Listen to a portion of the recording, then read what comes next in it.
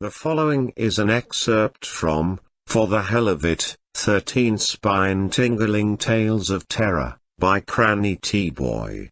Only a handful of copies were ever produced, and some believe an original and complete copy of the collection no longer exists.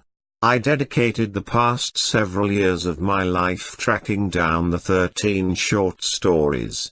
My quest led me across all 7 continents until now. Finally, I present to you an audio reading of each of the 13 tales. Be warned. They're not for the easily spooked.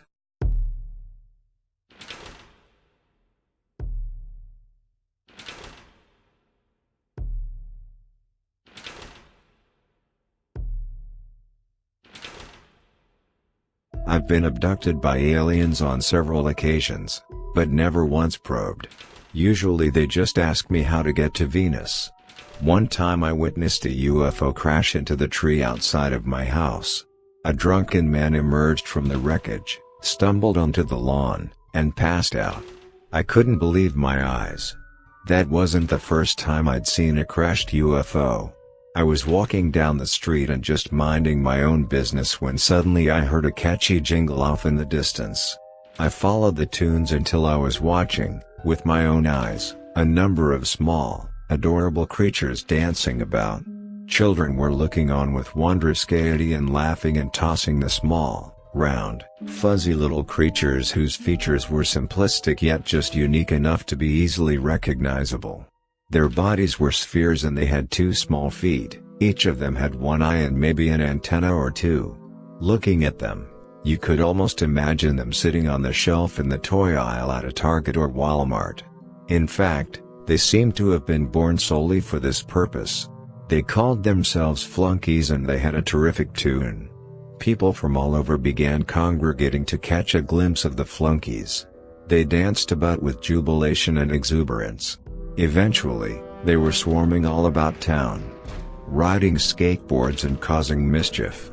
One of them made a tooting sound in an elevator full of important businessmen who then looked around in grumpy and agitated demeanor. Before I knew it, I was following them everywhere they went. It was like I couldn't control myself. They loved to annoy parents with all sorts of wild antics and the children were eating it up. Eventually the little round Flunkies, which would be so easy to make into a small toy or even just put their little face on a t-shirt or hat, were everywhere. I wanted to go out and buy anything that even slightly resembled a Flunky. It got to a point where I began speaking only in Flunky language, which was just the word taco over and over. Because, oh yeah, Flunkies love tacos. Almost as much as they love pizza and singing and dancing. We learned that putting them in water for a couple hours made them grow, which seemed to be kind of fun at first, but then it was like, okay, what am I supposed to do with this slightly larger Flunky?